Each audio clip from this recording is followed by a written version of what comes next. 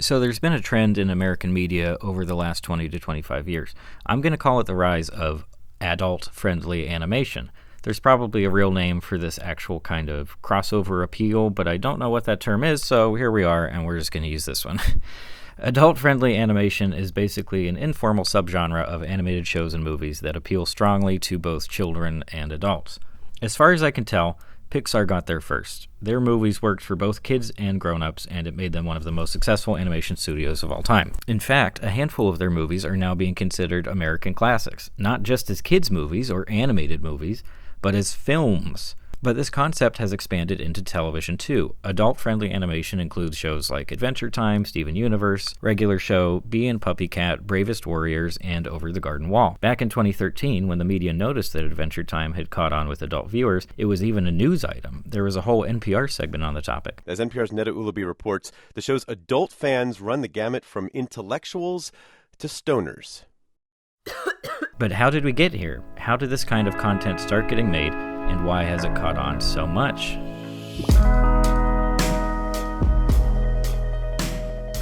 Societal expectations for children and the adults they will become have been changing dramatically in the U.S.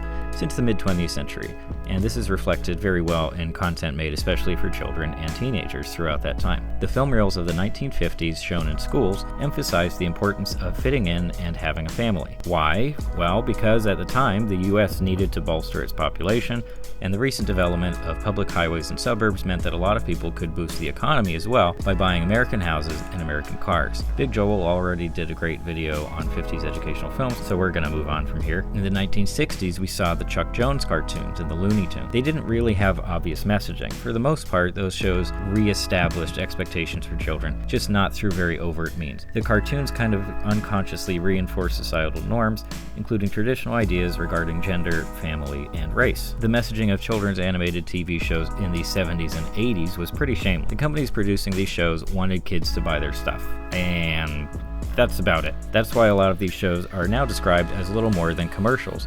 G.I. Joe, Transformers, He-Man, that kind of thing. Watch the show, buy the toys. I kept having this dream that someday I would sell something of my own, which was insane at the time. Animation wasn't done like that in the 1970s and the 1980s. They just had the weirdest way of going about deciding what to make a cartoon about. One way was a toy company would say, we're making this ugly toy here, and you have to make a cartoon series about it. Then we have the invention of after-school TV specials, which were rampant from the 70s all the way to the mid-90s. These specials were the epitome of all message and no story, and this imbalance speaks to a large-scale issue with children's entertainment up to that point. Watching a movie or show meant for kids was kind of like signing up for a bad phone plan, where you had to pick and choose between the different things that you actually wanted. Sure, you could find kids' entertainment with something to say, but it wasn't going to be fun to watch, and the writing was often less than stellar. Try me again, Shiny. Is that your final answer? Sure, Regis. I give up. Or you could have an entertaining kids show, but it wouldn't have a very convincing moral, if it had one at all. Marge, I'm confused. Is this a happy ending or a sad ending? It's an ending. That's enough. I have to assume that this weird swing from one extreme to the other had a lot to do with philosophy shifts and maybe even leadership changes behind the scenes. Then, simultaneously, while networks and animation studios were trying to figure out what kids liked and what their ethical obligations to the public were, if any, there was also a consistent cultural discourse surrounding what kind of content is appropriate for children and what lessons should be communicated by this content. Of course, this conversation really ramped up in the 1990s. The still young Nickelodeon had started to use an approach of creator-driven programming. And luckily for me, and for the whole industry, Nickelodeon was very open to what they thought was a new concept, the creator-driven cartoon. And they promoted the hell out of this idea, creator-driven cartoons actually made by cartoonists. As if this was some new, amazing invention. Musician-driven music, let's have that. This resulted in cartoons that were strikingly different from their predecessors. A good number of them had elements that were on the borderline of what could be considered appropriate for kids, including jokes specifically aimed at adults. It's important to note that jokes for grown-ups are a big ingredient of the adult-friendly animation formula, which itself hadn't actually emerged as a genre quite yet, because the other major ingredient of this subgenre is something that also was rising to prominence in the 1990s, and that was positive and heartfelt messaging about something. The Disney Renaissance movies were some of the first to pull this off successfully. Fortunately for Disney, weaving lessons into kid-friendly stories was already part of their formula for animated movies, which itself was based on the structure of classic fairy tales. But the lead characters of these new Disney animated movies were moderately fresh and slightly updated. Instead of having the story happen to them, the characters chose to go on their adventures, and those adventures were often an act of rebellion, albeit in the pursuit of noble or harmless goals. This made the Disney Renaissance characters very well suited to communicate lessons about individualism, self-confidence, and self-reliance. These kinds of messages were a very safe bet for the studio. They weren't promoting anything controversial or inherently political, just telling kids to be themselves and stand up for what's right. This theme falls in line perfectly with the ideal of rugged individualism that the United States has been cultivating and deifying since the Revolutionary War or even earlier. All of that movement at the time was centered around the idea of, yeah, I don't like XYZ about my current living situation, so I'm going to go over here and just kind of live by my own set of standards. So, an adult sense of humor and relatively positive and subtle messaging were developing at the same time in the 1990s in children's entertainment, but they didn't really converge until the late 90s and very early 2000s, when adult-friendly animation finally came into being. Some of the biggest early entries there include movies like Toy Story, The Emperor's New Groove, Hercules, and of course Shrek. Pixar in particular was perfectly positioned to blow everyone's minds with adult-friendly animation. Pixar told moving, emotional stories about the human experience through non-human characters, and most of the Golden Age Pixar movies managed to be funny too. The result? Well, Pixar became one of the most successful animation studios ever, and their best movies will continue to be enjoyed and remembered for decades to come. It turns out that having fun and substance in the same movie is a really great combo. Who would have guessed? But adult-friendly animation has continued to evolve since the early 2000s. Imitators who tried to be both funny and deep usually failed.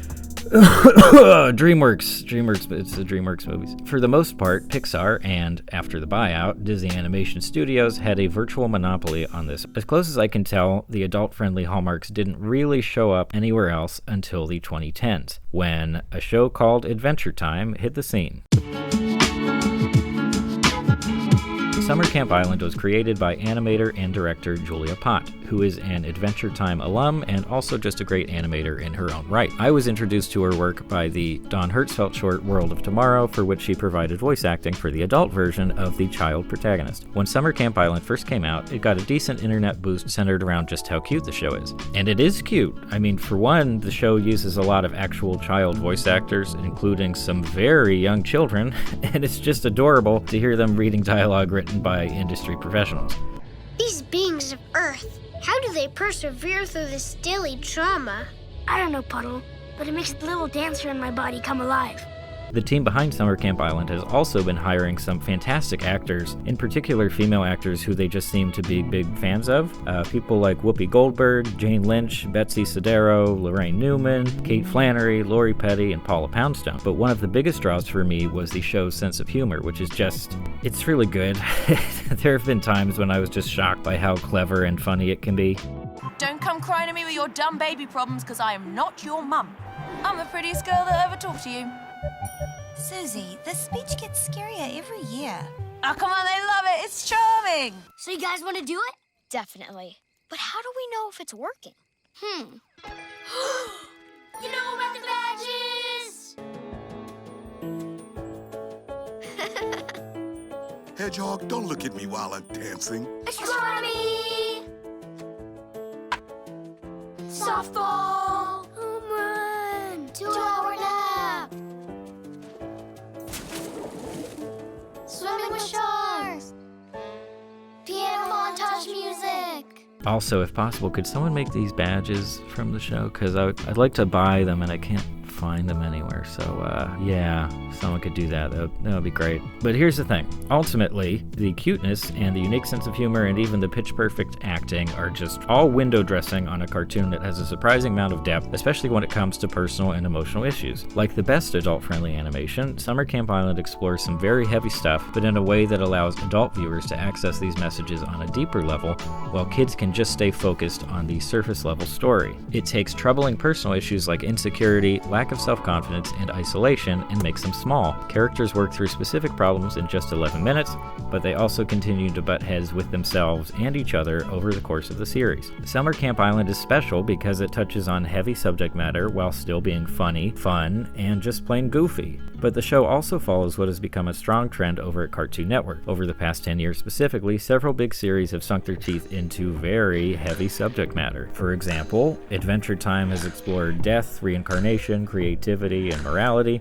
Steven Universe discusses gender, romantic relationships, family, and abuse. Over the Garden Wall is mostly about feeling lost and without purpose, devoid of easily definable personal identity, while also searching for meaning when there might not be any to find. And Summer Camp Island, so far, has focused on self-actualization and friendship. It's kind of an extended Bildungsroman altogether, just more fun and less German. These themes are mostly explored via our two best friend protagonists, Oscar and Hedgehog, who also serve as character foils for each other. Oscar is generally unhappy about the person he has little confidence, and his parents are ultra supportive, maybe even to a fault. If only I had started working out when I was younger, I could have swam upstream.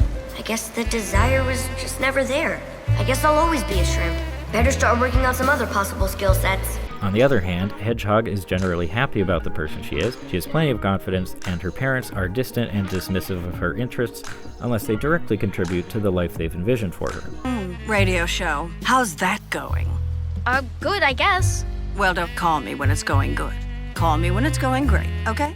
The contrast between them is great, and there have already been a few episodes that force Oscar and Hedgehog to contemplate the eventuality of being apart and lessening their emotional dependence, but for now I'm going to limit the discussion to just 2 episodes that exemplify the show's overall theme of self-actualization in interesting ways, and hopefully explain why they embody the whole adult-friendly core concept and appeal. The first one is called Puff Paint.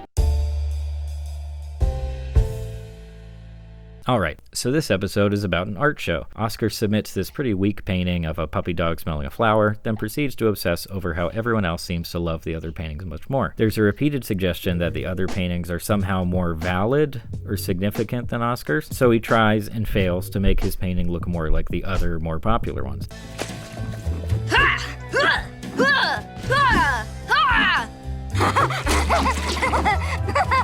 At the very end, though, everybody tumbles into Oscar's painting and enjoys it for being so boring and just chilled out. It's not very hard to find the theme here. Your art and your personal perspective have value. Don't feel bad about not being able to do what other people are doing. Just do your own thing and do it really well. For one, I think that's a pretty great message to have in a kid's show just to start with, especially within the context of making art. As someone who studied creative writing in college, I know very well what it feels like to be surrounded by other people who are very good at your chosen art form. There tends to be a lot of self-questioning and trend chasing during this time. That's not real art. What? It's too cute. I'm here to see art that matters.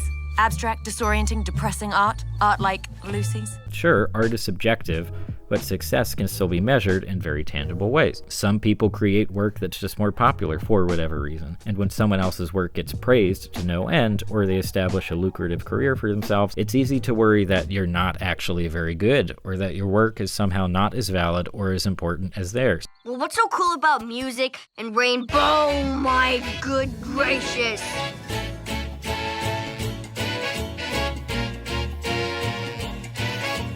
Just for fun, I tried to find other media that communicates this idea, specifically with regards to the creation of art. And I didn't find a whole lot. There's that one episode of BoJack from the final season where Diane wants to write something profound and serious, and ends up writing grade school mystery stories. It lands in a similar place, where even pedestrian media can have benefits to the people who consume it. Kind of interestingly, the song Losing My Edge from LCD Sound System is about the pursuit of cool and the inherent competition of hipster culture. And of course, there's also the Adventure Time episode, James Baxter the Horse, where real-life Disney animator James Baxter voices a horse who entertains people all over Ooh. Finn and Jake spend the rest of the episode trying to mimic his shtick because they want to make people as happy as James Baxter makes them.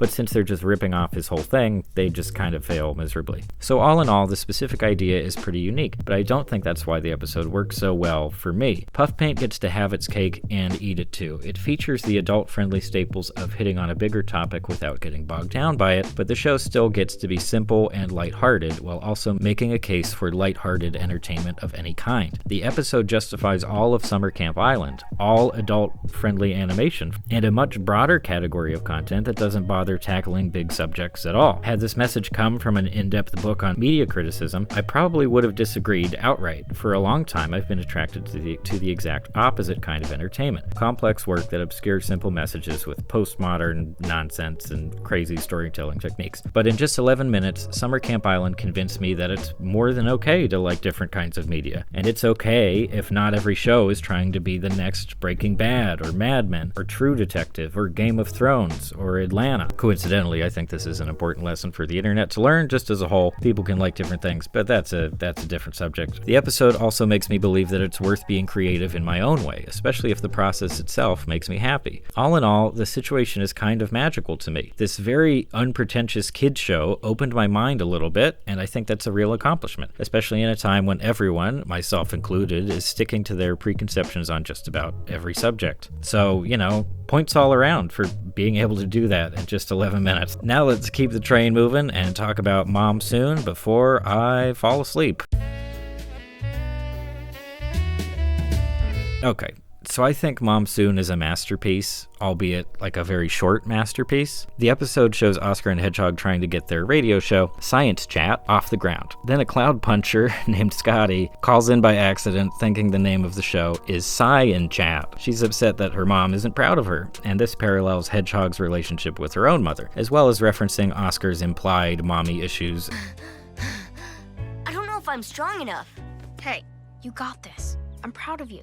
Thanks, Mom. Hedgehog. And they all go on an adventure to meet Scotty's mom, who's just generally mean and unimpressed by Scotty's accomplishments. So Hedgehog and Scotty have a shared epiphany. They don't need the validation of their respective mothers and should just be proud of themselves. Meanwhile, they're broadcasting all of this, and much of the island tunes in, relating pretty hard to the whole thing. We, as viewers, are represented by those ancillary characters. Hi, Mom. Are you calling to say sorry? No, it's Scotty. I heard you talking to your mom on Science Chat. It made me feel better hearing someone else struggling for approval. You decided you didn't need that from your mom, which made me realize I didn't need it either. We don't need it. We're our own people, and we'll be fine until a few weeks from now when we fall back into our old emotional habits. The specifics of our situation are unique, but when we hear something put a certain way, we can easily apply it to what we're going through. The real value of the episode doesn't have much to do with the premise, but instead comes from the writing and execution. This central conflict, dealing with oppressive expectations, is cushioned with so much fun and humor and creativity. This episode is special to me because it's taking a time-honored lesson from kids' entertainment and giving it real impact. In a lot of ways, it aligns with the kind of sad comedy we've been seeing in television shows like Louie or BoJack Horseman. The serious stuff can be taken to heart precisely because it's surrounded by jokes and mundane moments. A moment of sadness and reflection leads to a better understanding of ourselves. Alright, this is the epilogue.